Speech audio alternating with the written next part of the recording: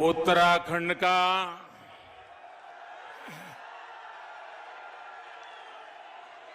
सभी दाना सयाणों, दीदी भूलियों, चच्ची बोड़ियां और भाई बहनों, आप सबू थे म्यारू प्रणाम।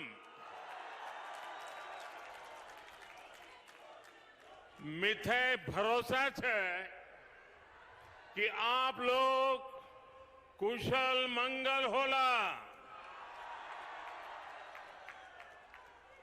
मैं आप लोगों थे सेवा लगन छू।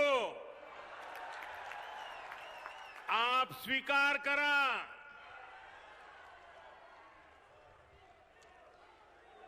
उत्तराखंड के गवर्नर श्रीमान गुरमीत सिंह जी, यहां के लोकप्रिय ऊर्जावान मुख्यमंत्री श्रीमान पुष्कर सिंह धामी जी, केंद्रीय मंत्रिपरिषद के मेरे सहयोगी प्रहलाद जोशी जी, अजय भट्ट जी, उत्तराखंड में मंत्री सतपाल महाराज जी, हरक सिंह रावत जी, राज्य मंत्रिमंडल के अन्य सदस्यगण,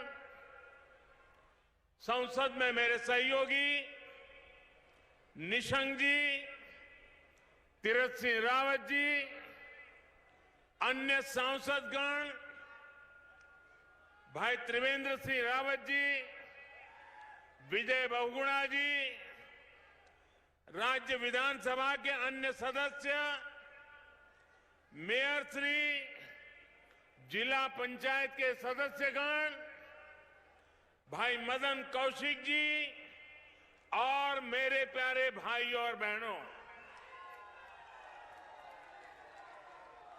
आप सभी इतनी बड़ी संख्या में हमें आशीर्वाद देने आए हैं। आपके स्नेह, आपका आशीर्वाद, ये आशीर्वाद का प्रसाद पाकर हम सभी अभिभूत है। उत्तराखंड पूरी देश की आस्था ही नहीं, बल्कि कर्म और कठोरता की भूमि है। इसलिए इस क्षेत्र का विकास, यहां को भव्य स्वरूप देना डबल इंजन की सरकार की सर्वोच्च प्राथमिकता है। इसी भावना से सिर्फ बीते 5 वर्षों में उत्तराखंड के विकास के लिए केंद्र सरकार ने 1 लाख करोड़ रुपए से अधिक, 1 लाख करोड़ रुपए से अधिक, 1 लाख करोड़ रुपए से अधिक परियोजनाएं स्वीकृत की हैं। यहां की सरकार इनको तेजी से जमीन पर उतार रही है। इसी को आगे बढ़ाते हुए आज 18,000 करोड़ रुपए से अधिक की परियोजनाओं का लोकार्पण और शिलान्यास किया जा रहा है। इनमें कनेक्टिविटी हो, स्वास्थ्य हो, संस्कृति हो, तीर्थाटन हो, बिजली हो, बच्चों के लिए विशेष तौर पर बना चाइल्ड फ्रेंडली सिटी प्रोजेक्ट्स हो, करीब करीब हर सेक्टर से जुड़े प्रोजेक्ट इसमें शामिल है। बीते वर्षों की कड़ी मेहनत के बाद अनेक जरूरी प्रक्रियाओं से गुजरने के बाद आखिरकार आज ये दिन आया है। ये परियोजनाएं इस दशक को मैंने केदारपुरी की पवित्र धरती से कहा था, आज मैं देहरादून से दोहरा रहा हूं। ये परियोजनाएं इस दशक को उत्तराखंड का दशक बनाने में अहम भूमिका निभाएगी।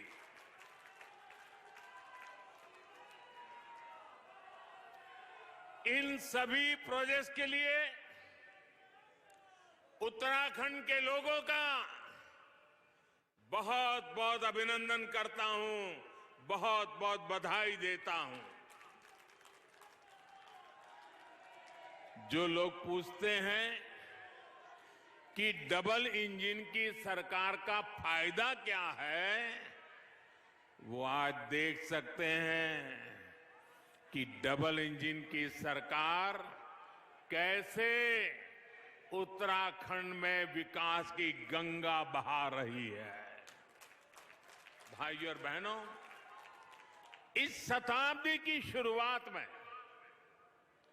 अटल बिहारी वाजपेयी जी ने भारत में कनेक्टिविटी बढ़ाने का अभियान शुरू किया था, लेकिन उनके बाद 10 साल देश में ऐसी सरकार रही जिसने देश का, उत्तराखंड का बहुमूल्य समय व्यर्थ कर दिया।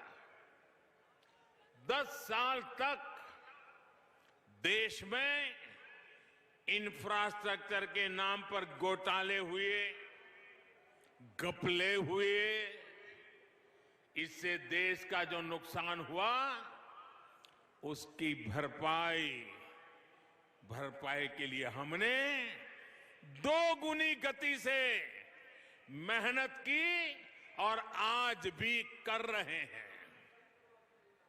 आज भारत आधुनिक इंफ्रास्ट्रक्चर पर 100 लाख करोड़ रुपए से अधिक के निवेश के इरादे से आगे बढ़ रहा है। आज भारत की नीति गति शक्ति की है, 2 गुनी 3 गुनी तेजी से काम करने की है।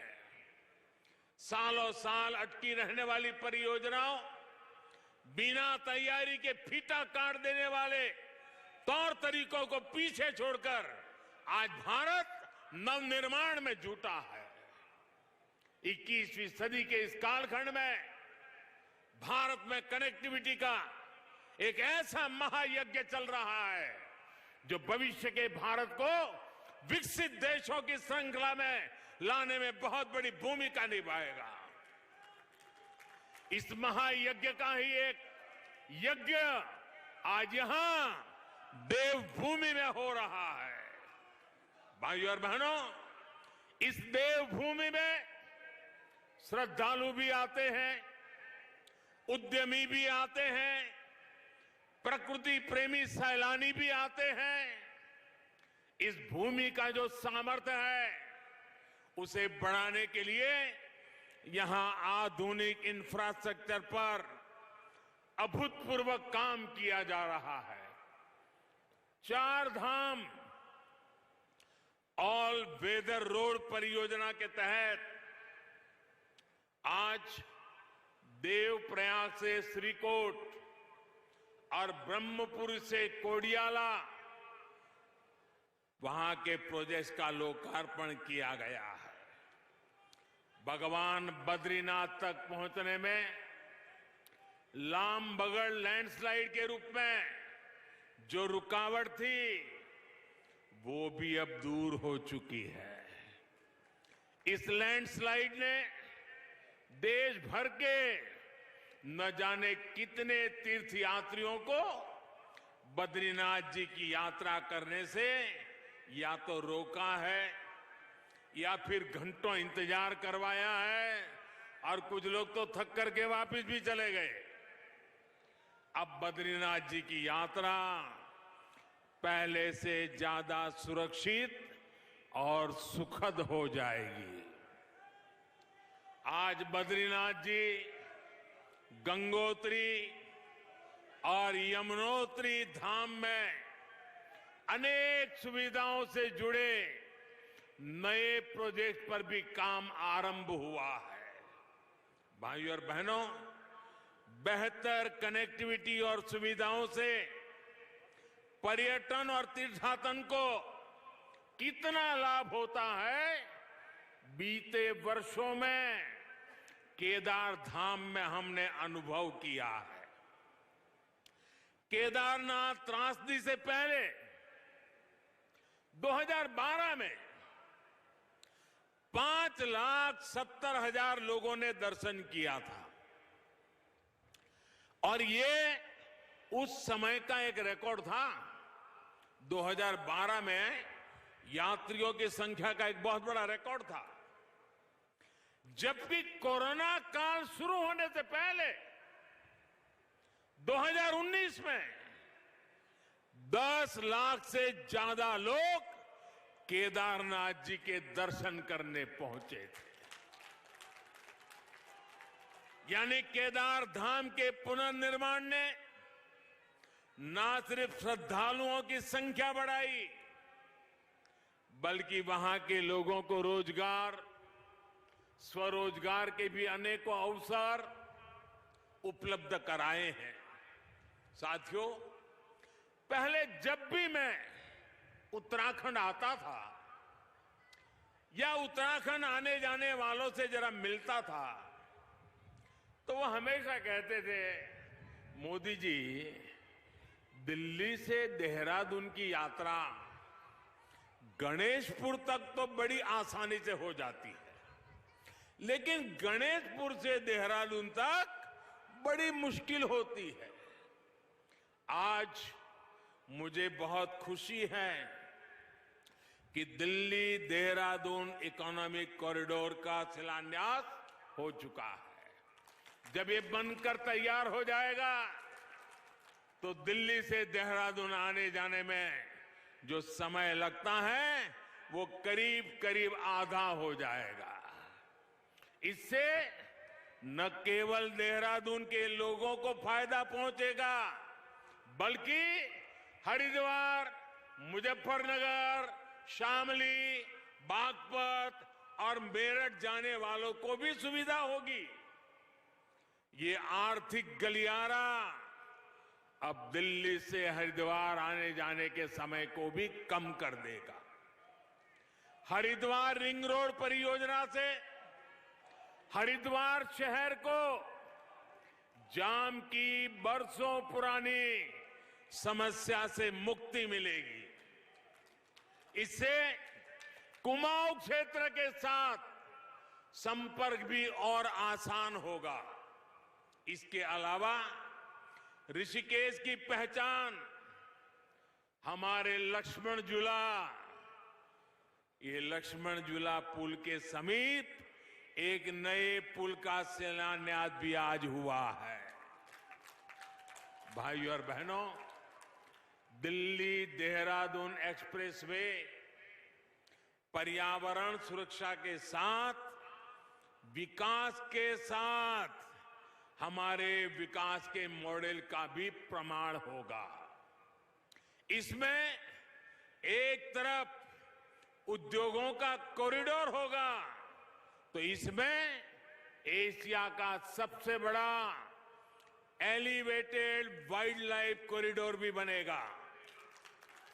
ये कॉरिडोर यातायात तो सरल करेगा ही, जंगली जीवों को भी सुरक्षित आने जाने में मदद करेगा।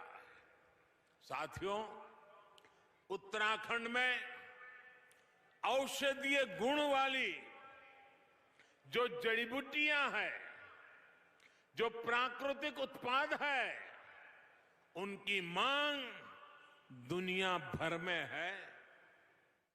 अभी उत्तराखंड के इस सामर्थ्य का भी पूरा उपयोग नहीं हो सका है। अब जो आधुनिक इत्र और सुगंध प्रयोगशाला बनी है, वो उत्तराखंड के सामर्थ्य को और बढ़ाएगी। भाइयों और बहनों, हमारे पहाड़, हमारी संस्कृति, हमारी आस्था के गढ़ तो है ही, ये हमारे देश की सुरक्षा के भी कीले हैं। पहाड़ों में रहने वालों का जीवन सुगम बनाना देश की सर्वोच्च प्राथमिकताओं में से एक है। लेकिन दुर्भाग्य से दशकों तक जो सरकार में रहे, उनकी नीति और रणनीति में दूर दूर तक ये चिंतन कहीं नहीं था। उनके लिए उत्तराखंड हो या हिंदुस्तान के और क्षेत्र, उनका एक ही इरादा रहता था, अपनी तिजोरी भरना, अपने घर भरना, अपनों का ही ख्याल रखना। भाइयों बहनों,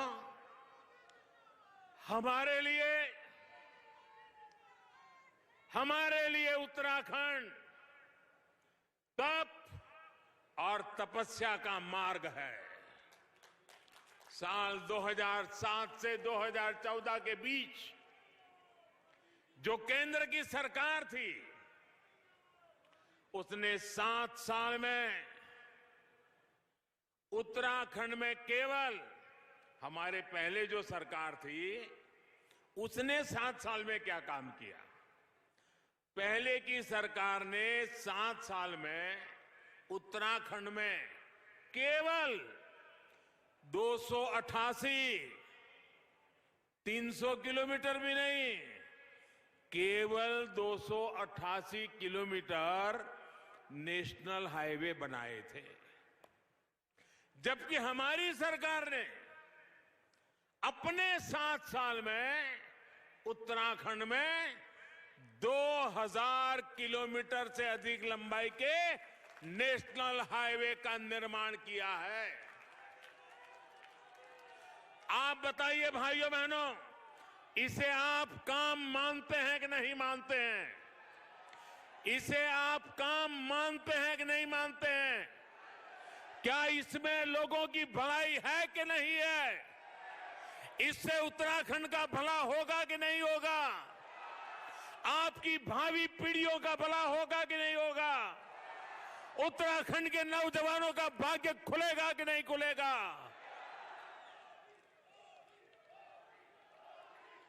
इतना ही नहीं, पहले की सरकार ने उत्तराखंड में नेशनल हाईवे पर 7 साल में 600 करोड़ के आसपास खर्च किया। कितने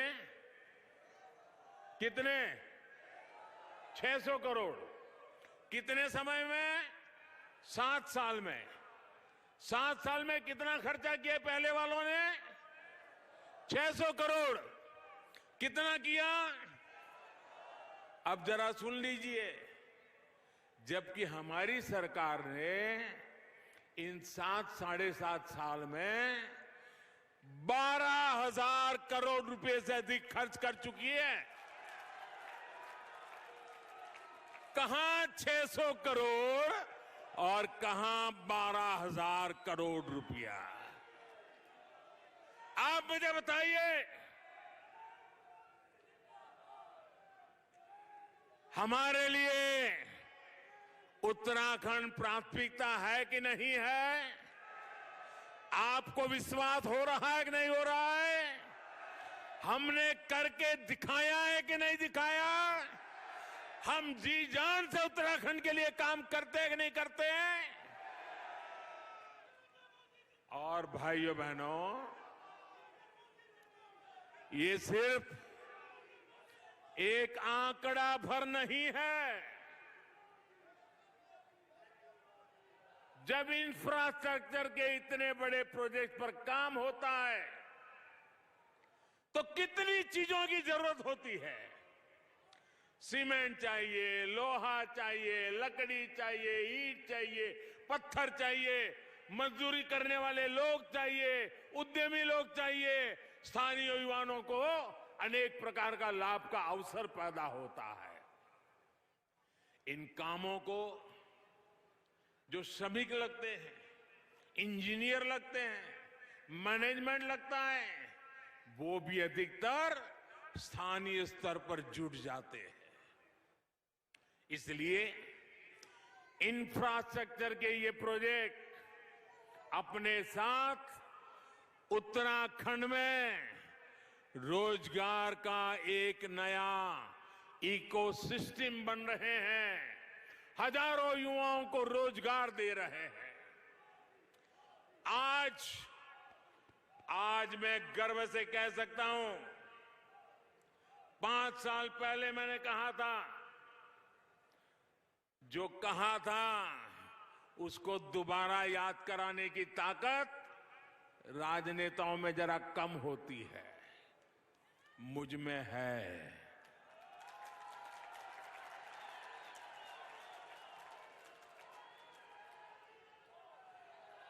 याद कर लेना मैंने क्या कहा था।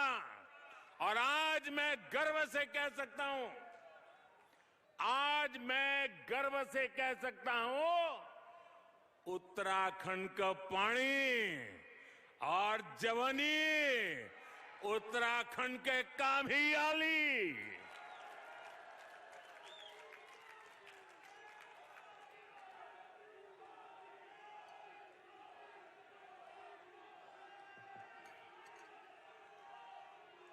साथियों, सीमावर्ती पहाड़ी क्षेत्रों के इंफ्रास्ट्रक्चर पर भी पहले की सरकारों ने उतनी गंभीरता से काम नहीं किया जितना करना चाहिए था।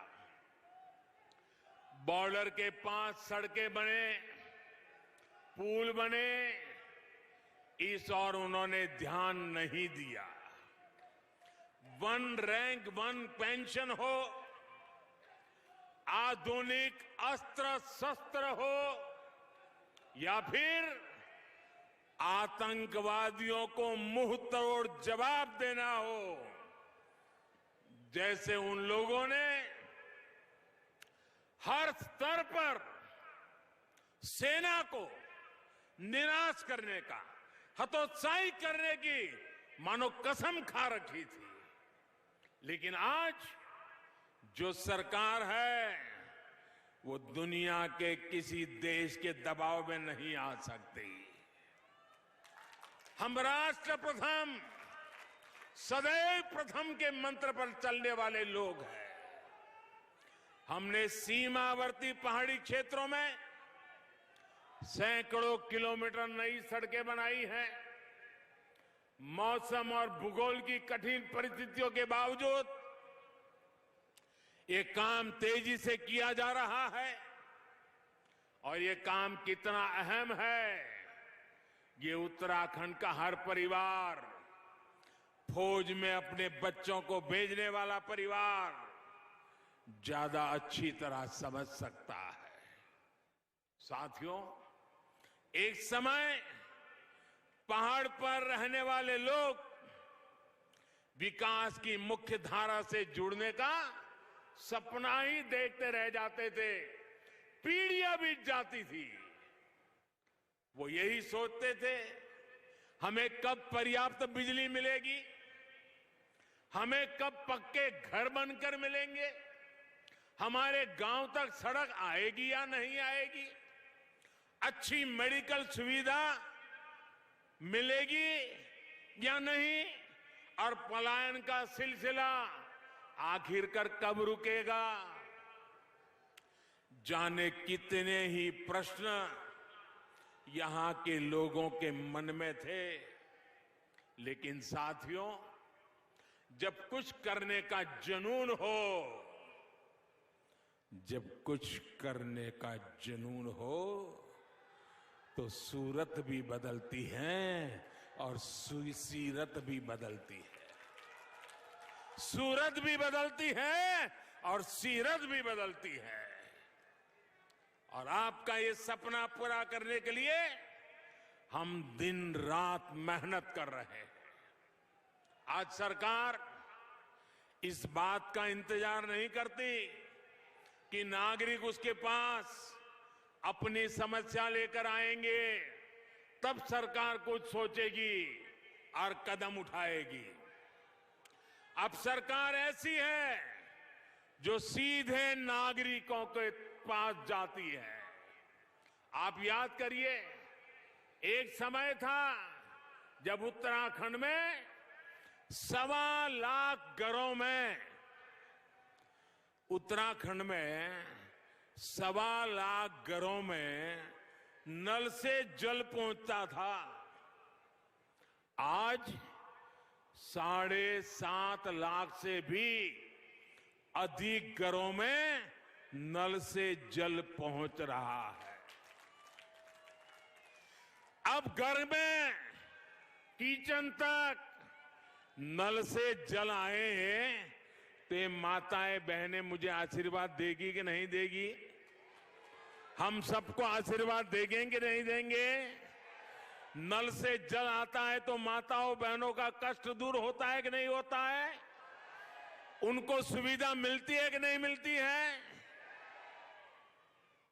और ये काम जल जीवन मिशन शुरू होने के 2 साल के भीतर भीतर हमने कर दिया है। इसका बहुत बड़ा लाभ उत्तराखंड की माताओं को, बहनों को, यहां की महिलाओं को हुआ है।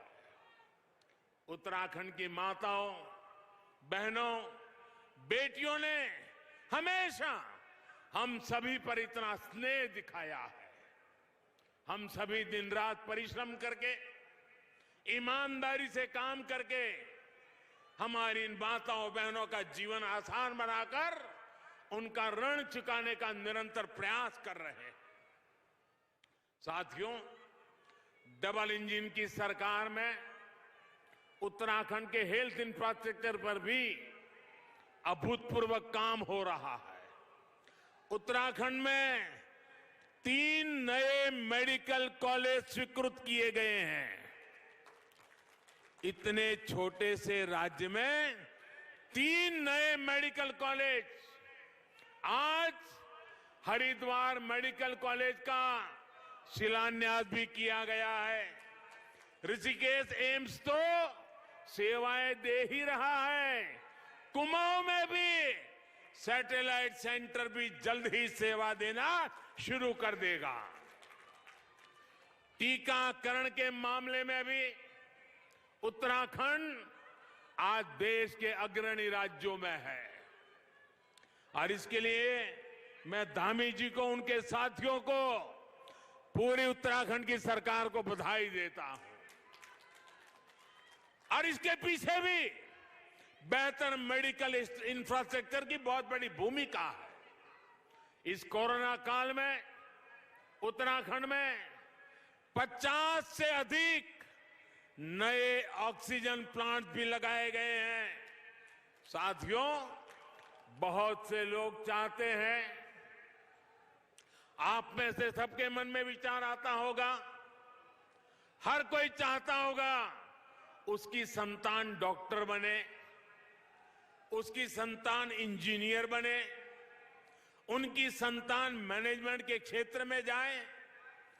लेकिन अगर नए संस्थान बने ही नहीं, सीटों की संख्या बढ़े ही नहीं, तो आपका सपना पूरा हो सकता है क्या?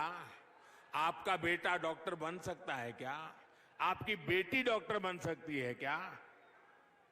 आज देश में बन रहे नए मेडिकल कॉलेज नई आईआईटी, नए आईआईएम, विद्यार्थियों के लिए प्रोफेशनल कोर्स की बढ़ रही सीटें देश की वर्तमान और भावी पीढ़ी के भविष्य को मजबूत करने का काम कर रही है। हम सामान्य मानवी के सामर्थ्य को बढ़ाकर, उसे सशक्त करके, उसकी क्षमता बढ़ाकर, उसे सम्मान के साथ जीने के नए अवसर दे रहे हैं।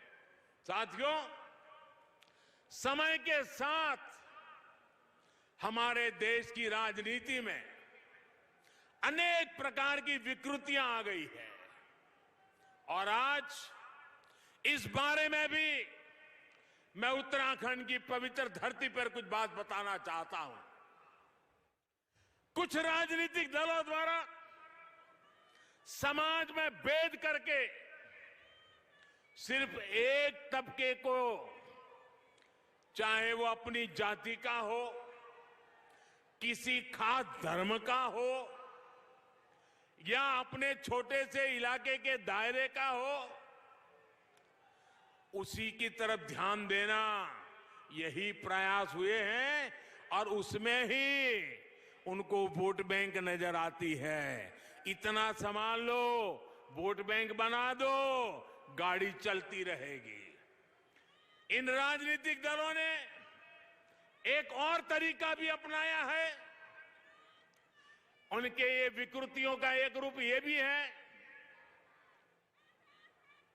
और वो रास्ता है जनता को मजबूत नहीं होने देना,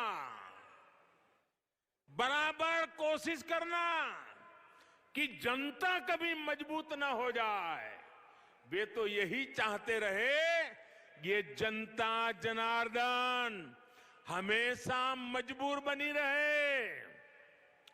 मजबूर बनाओ, जनता को अपना मोहताज बनाओ ताकि उनका ताज सलामत रहे। इस विकृत राजनीति का आधार रहा कि लोगों की आवश्यकताएं पूरी ना करो, उन्हें आश्रित बनाकर रखो। इनके सारे प्रयास इसी दिशा में हुए कि जनता जनार्दन को ताकतवर नहीं बनने देना है। दुर्भाग्य से इन राजनीतिक दलों के लोगों ने भी ये सोच पैदा कर दी कि सरकार ही हमारी माई बाप है, अब जो कुछ भी मिलेगा सरकार से ही मिलेगा, तभी हमारा गुजारा होगा। लोगों के मन में भी ये घर कर गया। यानी एक तरह से देश के सामान्य मानवी का स्वाभिमान, उसका गौरव सोची समझी रणनीति के तहत कुचल दिया गया, उसे आश्रित बना दिया गया। और दुखद ये कि ये सब करते रहे और कभी किसी को भनक तक नहीं आने दी। लेकिन इस सोच, इस अप्रोच से अलग हमने एक नया रास्ता चुना है। हमने जो रास्ता चुना है वो मार्ग कठिन है, वो मार्ग मुश्किल है, लेकिन देश हित में है, देश के लोगों के हित में है। और हमारा मार्ग है सबका साथ, सबका विकास। हमने कहा कि जो भी योजना लाएंगे सबके लिए लाएंगे, बिना भेदभाव के लाएंगे। हमने वोट बैंक की राजनीति को आधार नहीं बनाया, बल्कि लोगों की सेवा को प्राथमिकता दी। हमारी अप्रोच रही कि देश को मजबूती देनी है। हमारे देश कब मजबूत होगा? जब हर परिवार मजबूत होगा। हमने ऐसे समाधान निकाले, ऐसी योजनाएं बनाई जो भले वोट बैंक के तराजू में ठीक नहीं बैठे, लेकिन वो बिना भेदभाव आपका जीवन आसान बनाएगी, आपको नए अवसर देगी, आपको ताकतवर बनाएगी। और आप भी नहीं बचाएंगे, आप में से कोई नहीं चाहेगा कि आप अपने बच्चों के लिए एक ऐसा वातावरण छोड़ें जिसमें आपके बच्चे भी हमेशा आश्रित जीवन जिए। जो मुसीबतें आपको विरासत में मिली, जिन कठिनाइयों में आपको जिंदगी गुजारनी पड़ी, आप भी नहीं चाहेंगे कि आप वो विरासत, वो मुसीबतें बच्चों को वैसे ही देकर जाएं। हम आपको आश्रित नहीं, आत्मनिर्भर बनाना चाहते हैं। जैसे हमने कहा था,